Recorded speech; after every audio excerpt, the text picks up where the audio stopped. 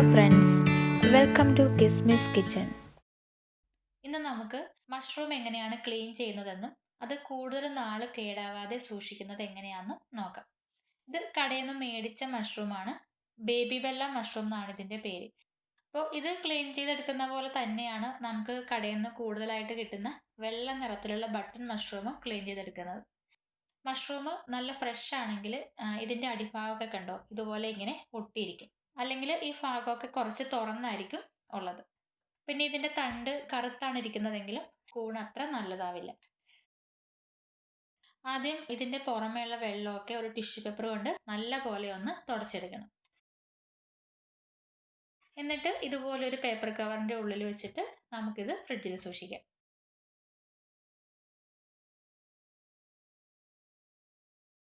അല്ലെങ്കിൽ ഇതുപോലൊരു പ്ലാസ്റ്റിക് പാത്രത്തിൽ ടിഷ്യൂ പേപ്പർ വിരിച്ചിട്ട് നമ്മൾ തുടച്ച് വെച്ചിരിക്കുന്ന മഷ്റൂംസ് വെച്ച് കൊടുക്കാം.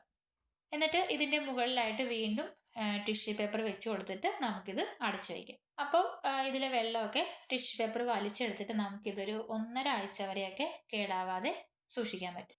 അത് കഴിഞ്ഞാൽ ഇത് കറുക്കാൻ തുടങ്ങും. പിന്നെ ഇത് ഫ്രീസറിൻ്റെ ഉള്ളിൽ വെക്കേണ്ട ആവശ്യമില്ല, ഫ്രിഡ്ജിൻ്റെ ഉള്ളിലായിട്ട് വെച്ചാൽ മതി. ഇനി ഇത് ക്ലീൻ ചെയ്യുമ്പോൾ നമുക്ക് ആദ്യം ഇതിൻ്റെ തണ്ട് മാറ്റി വയ്ക്കാം.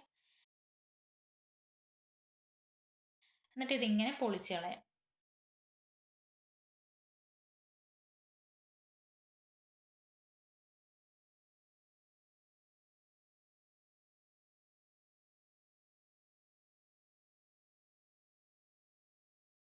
ബാക്കി ഇരിക്കുന്നതൊക്കെ കത്തി കൊണ്ടോ അല്ലെങ്കിൽ ഒരു സ്പൂൺ കൊണ്ടോ ഒന്ന് കളഞ്ഞെടുത്താൽ മതി.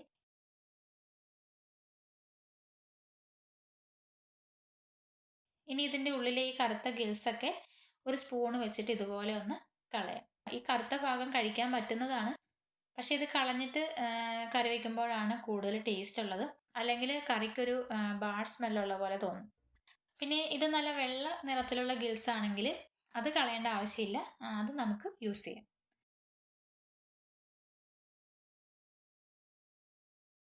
ഇനി ഈ തണ്ടിൻ്റെ പുറം ഭാഗം പൊളിച്ച് കളയാൻ പറ്റുമെങ്കിൽ കളഞ്ഞിട്ട് ഇതിൻ്റെ അറ്റം കട്ട് ചെയ്തിട്ട് നമുക്ക് ഈ തണ്ടും കൂടി ഉപയോഗിക്കാം. ഇനി ഇതുപോലെ തന്നെ നമുക്ക് ബാക്കിയുള്ളതും കൂടി തയ്യാറാക്കി എടുക്കാം. ഇപ്പോൾ നമ്മുടെ വീടിൻ്റെ പരിസരത്തൊക്കെ ഉണ്ടായി നിൽക്കുന്ന കൂണാണെങ്കിൽ അത് നല്ലപോലെ ആദ്യം ക്ലീൻ ചെയ്തെടുക്കണം. എന്നിട്ട് തിളപ്പിച്ചിട്ട് തണുപ്പിച്ച വെള്ളത്തിൽ കുറച്ച് മഞ്ഞൾപ്പൊടി ചേർത്ത് 10 മിനിറ്റ് ഇട്ട് വയ്ക്കണം. അപ്പോൾ അതിൽ മഞ്ഞളിൻ്റെ കളർ മാത്രമേ പിടിച്ചിട്ടുള്ളെങ്കിൽ കൂണ് വിഷയില്ലാത്ത കൂണായിരിക്കും. എന്നാൽ അതിൻ്റെ കളറ് കറുപ്പായെങ്കിൽ അത് കഴിക്കാൻ പറ്റുന്ന കൂണായിരിക്കില്ല. എന്നാലും കൂണ് നല്ലതാണെന്ന് ഉറപ്പുണ്ടെങ്കിൽ മാത്രമേ നിങ്ങളത് കറി വയ്ക്കാവുള്ളൂ.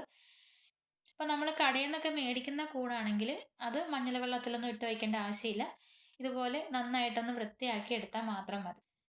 കണ്ടോ, ഇപ്പോൾ ഇത് മുഴുവനും ക്ലീൻ ചെയ്തെടുത്തിട്ടുണ്ട്. ഇനി നല്ലപോലെ ഒന്ന് കഴുകിയെടുത്താൽ മതി. അപ്പോൾ കൂൺ ക്ലീൻ ചെയ്യാൻ അറിയാത്തവരാണെങ്കിൽ ഇതുപോലെ ഒന്ന് ചെയ്ത് നോക്കുക. നിങ്ങൾക്ക് ഈ വീഡിയോ ഉപകാരപ്പെട്ടെങ്കിൽ കമൻസിലൂടെയൊക്കെ അറിയിക്കണം. വീഡിയോ ഇഷ്ടപ്പെട്ടെങ്കിൽ ലൈക്ക് ചെയ്യാനും പിന്നെ നിങ്ങളുടെ കൂട്ടുകാർക്കും ബന്ധുക്കൾക്കൊക്കെ ഒന്ന് ഷെയർ ചെയ്ത് കൊടുക്കാനും മറക്കരുത് കേട്ടോ. നിങ്ങൾ ഈ ചാനൽ ആദ്യമായിട്ടാണ് കാണുന്നതെങ്കിൽ സബ്സ്ക്രൈബ് ചെയ്യാനും മറക്കരുത്. അപ്പോൾ നമുക്കിനി മറ്റൊരു റെസിപ്പിയുമായി കാണാം. അതുവരേക്കും നന്ദി.